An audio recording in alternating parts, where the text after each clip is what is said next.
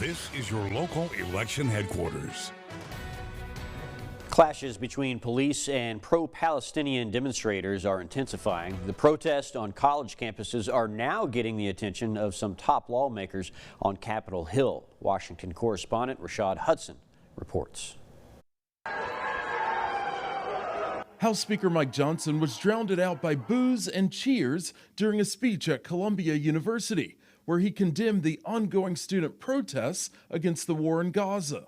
Enjoy your free speech. My message to the students inside the encampment is go back to class and stop the nonsense. During his speech Wednesday, Johnson called on the school's president to resign if she could not get a handle on the protests. As Columbia has allowed these lawless agitators and radicals to take over, the virus of anti-Semitism is spread across other campuses. This was the scene at the University of Texas. Austin police in riot gear and officers on horseback confronting dozens of students participating in a pro-Palestinian rally. The White House says it is monitoring the protests across the country. The president believes that free speech, debate, and non-discrimination on college campuses are important. They're important American values. Protests must be peaceful. Here in Louisiana, students at LSU from all walks of life protested on campus. They showed support to the Palestinian civilians caught in the middle of the Israeli-Hamas war. And the crowd grew at the student union, but remained peaceful compared to other campuses you've seen around the country. Some supported Palestine, while others stood with Israel. Here are some of their comments. I am blaming the death of the Jews and Palestinians alike on Hamas. And people do not understand that. In relation to the war, what do you think is the biggest misconception? That we're terrorist supporters and that it's just very out of hand. But as you can see here, we're doing nothing but peaceful protests. Now, there are plans to do more of these protests at LSU in the near future. The Environmental Protection Agency issued new rules this week. It says will reduce air pollution that makes people sick and destroys the climate. These rules put stricter guidelines on coal power plants, requiring safe management of coal, ash, and reducing pollutants. But some opponents are criticizing this move. Washington correspondent Basil John reports on the announcement. Coal power plants are now on the clock. The biggest environmental challenges facing our nation is man-made pollution.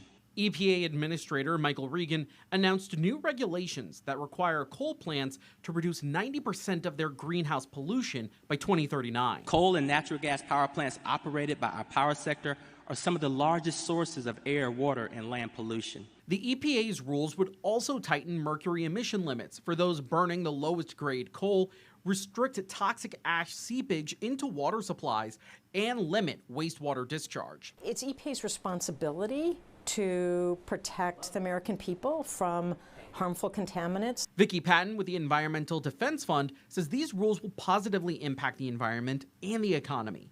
The EPA estimates it will draw $370 billion in benefits. The clean solutions are the least expensive solution. However, some lawmakers accuse the Biden administration of trying to shut down the backbone of the country's energy grid. And the EPA is waging a war on coal and really a war on all of the above energy.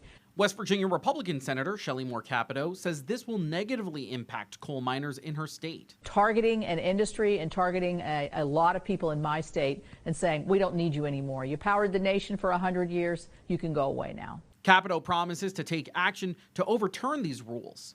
Reporting in Washington, I'm Basil John.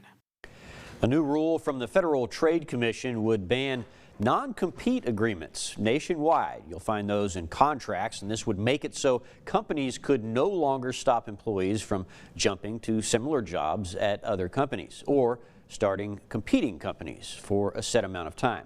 Data shows about 1 in 5 workers are in non-compete agreements. Experts suggest the rule will face challenges in court.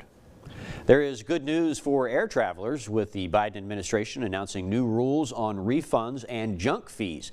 Under the new regulations, airlines will be required to automatically issue cash refunds when flights are severely delayed or canceled and passengers choose not to accept alternative transportation or travel credits.